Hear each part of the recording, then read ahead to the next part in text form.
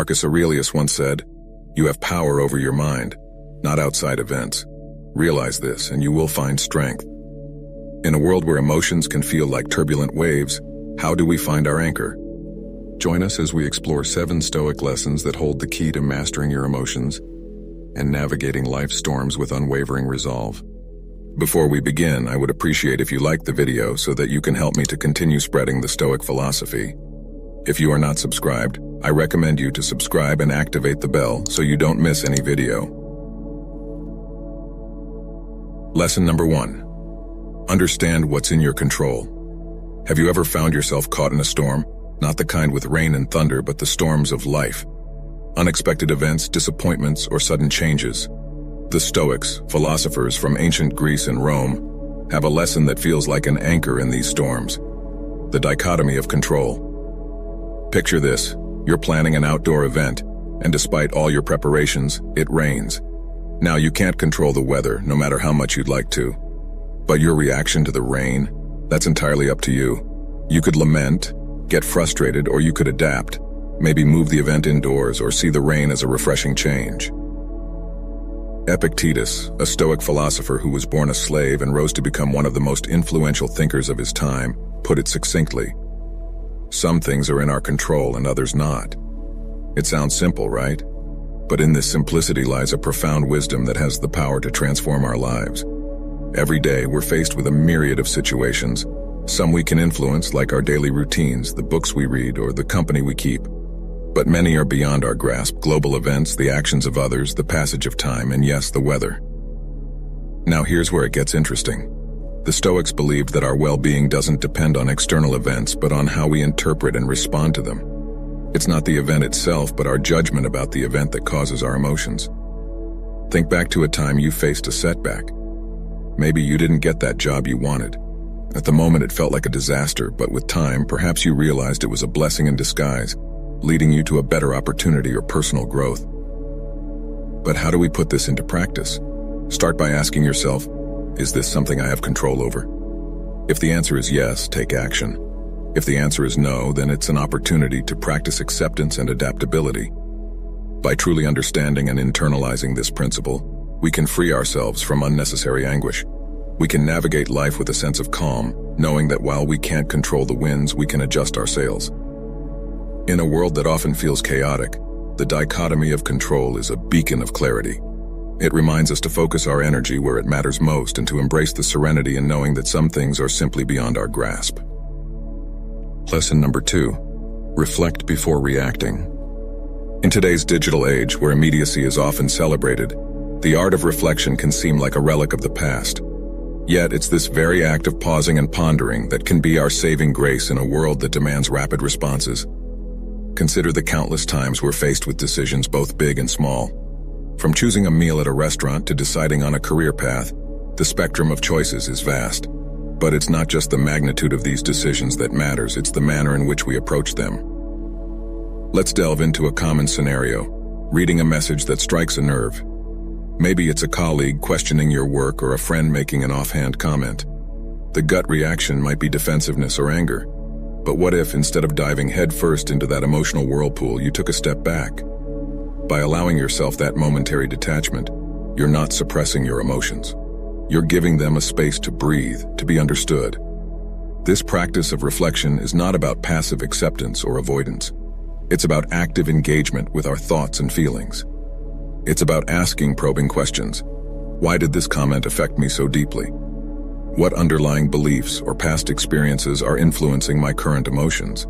Is my immediate reaction based on the present situation or past baggage? Moreover, reflection before reaction is a tool that fosters empathy. By giving ourselves time, we also allow ourselves to consider the perspectives of others. Maybe that colleague had a stressful day, or that friend didn't realize the weight of their words. By reflecting, we open the door to understanding, not just for ourselves, but for those around us. In relationships, this practice can be a cornerstone. How many misunderstandings could be avoided if we took the time to reflect before reacting? How many bridges could be built instead of burned?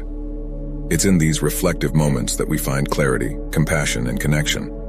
Furthermore, in professional settings, the ability to pause and ponder is invaluable. Leaders who reflect before making decisions are often more respected and effective. They're seen as thoughtful, measured, and wise. Their decisions, born from reflection, often stand the test of time. In a world that often feels like it's moving at breakneck speed, the act of reflection becomes a form of rebellion, a quiet yet powerful statement that we won't be swept away by the currents of immediacy. It's a commitment to ourselves, to our well-being, and to the quality of our interactions with the world. In essence, to reflect before reacting is more than just a practice. It's a philosophy, a way of life that champions depth over breadth, understanding over impulsivity, and meaningful connections over fleeting interactions. It's a journey inward that has profound outward implications, shaping not just our responses, but the very fabric of our lives. Lesson number 3, practice dispassion. In a world that often feels like an emotional roller coaster, the idea of practicing dispassion might seem out of place. But let's delve deeper into what it truly means and the transformative power it holds. Dispassion isn't about suppressing emotions or becoming indifferent to the world around us. It's about cultivating a balanced perspective, a calm amidst the storm. Imagine being able to observe events, situations, and even your own emotions without being overwhelmed by them. Think about the last time you watched a gripping movie. There were moments of tension, excitement, maybe even sadness. While you were engaged in the story, a part of you always knew it was just a movie. You didn't rush to help the hero or console the crying character. You observed, you felt, but you remained in your seat. This is the essence of practicing dispassion, being deeply engaged with life, feeling its many emotions, but also knowing when to remain seated in the theater of your mind, observing without getting lost in the drama. This approach becomes a lifeline in our modern age of information overload. Every day, we're bombarded with news, updates, and notifications. Reacting passionately to every piece of information would leave us perpetually exhausted. Dispassion offers a buffer, a way to engage with the world in a more sustainable, balanced manner. Dispassion also plays a pivotal role in interpersonal relationships. We've all been in situations where conversations get heated, where disagreements arise. In such moments, practicing dispassion can be the difference between a productive discussion and a damaging argument. It allows us to listen more effectively, to respond rather than react, and to navigate conflicts with understanding and grace. Cultivating dispassion starts with self-awareness, regularly checking in with ourselves, recognizing our emotional triggers, and understanding our patterns creates a space between stimulus and response. In that space lies the freedom to choose our reactions, to act with intention rather than impulse. And while dispassion might sound like detachment from life's joys and pleasures, it actually enhances them. By not being overly attached to outcomes, we can fully immerse ourselves in the journey, savoring each moment without the constant fear of loss or change. Practicing dispassion is about finding equilibrium in an ever-changing world. It's a compass that points to inner peace, guiding us through life's varied terrains with grace. By embracing this practice, we not only enrich our own lives, but also bring a sense of calm and clarity to those around us.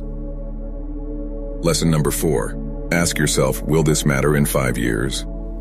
Life is filled with moments that test our patience, resilience, and perspective. From minor inconveniences like a spilled coffee to more significant challenges like disagreements with loved ones, our days are punctuated with situations that evoke a range of emotions. In the heat of the moment, it's easy to get swept up in the immediacy of our feelings. A missed deadline, a critical comment, or a forgotten anniversary can feel like the end of the world. But one powerful question can shift our perspective and bring clarity. Will this matter in 5 years? This simple yet profound question serves as a mental time machine, transporting us to the future and allowing us to look back at the present moment. Suddenly, that heated argument or that missed opportunity is seen in a different light. Most of the things we fret about today will be forgotten footnotes in the grand narrative of our lives. Consider the challenges and worries you had 5 years ago. How many of them still hold weight today? How many have been overshadowed by new experiences, learnings, and memories? This realization can be both humbling and liberating. Using this question as a regular touchstone helps in prioritizing our concerns. It assists us in distinguishing between short-term setbacks and long-term implications. For instance, while a bad day at work might feel overwhelming now, in the grand scheme of things, It's just one day in a career spanning decades. This perspective also fosters resilience. When faced with adversity, reminding ourselves of the bigger picture can reduce anxiety and promote problem solving. Instead of getting bogged down by the problem at hand, we can strategize, adapt, and move forward, knowing that time often brings clarity and solutions. But it's not just about minimizing our concerns. This question also encourages us to focus on what truly matters. If we want our actions and decisions to have lasting significance, we need to invest in relationships, personal growth, and experiences that stand the test of time. In a world that often emphasizes the now, will this matter in 5 years, is a beacon, guiding us towards a life of purpose, perspective, and peace. By regularly revisiting this question, we can navigate life's ups and downs with grace, ensuring that our energy and attention are directed towards what truly counts. Lesson number 5, keep a STOIC journal. The act of journaling has been celebrated across cultures and epochs, not just as a record of events, but as a tool for introspection, growth, and clarity. The Stoics, with their emphasis on self-awareness and personal betterment, were no strangers to this practice.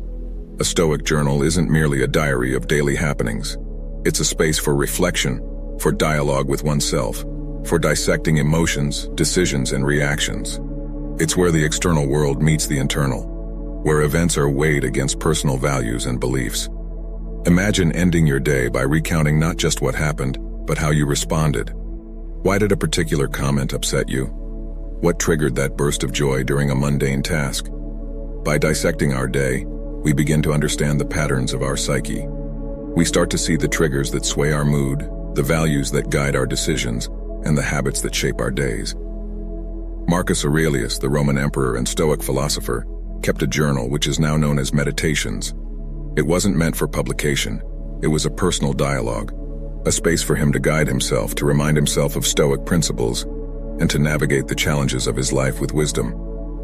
Through his writings, we see a man grappling with his responsibilities, his emotions, and his place in the cosmos. But you don't have to be an emperor to benefit from a Stoic journal. In our modern lives, filled with distractions and a constant barrage of information, setting aside time for introspection becomes even more crucial. It's a daily check-in, a grounding ritual that brings clarity amidst chaos. Over time, this practice can lead to profound insights. You might notice that certain situations repeatedly cause stress, prompting you to either address them or change your perspective. You might find that specific practices, like gratitude or mindfulness, elevate your mood and outlook. The patterns that emerge can serve as a roadmap for personal growth. Beyond insights, a Stoic journal fosters accountability. By committing to daily reflection, we hold ourselves accountable for our reactions and decisions. It becomes harder to ignore repeated mistakes or to brush off lapses in judgment. Instead, we're prompted to learn, adapt, and grow. In essence, keeping a Stoic journal is like having a wise, non-judgmental friend by your side, always ready to listen, to reflect, and to guide. It's a commitment to personal growth, to understanding oneself better, and to living a life aligned with one's values and principles. Lesson number 6, see obstacles as opportunities. The world is rife with challenges. From personal setbacks to global upheavals, obstacles are an inherent part of the human experience.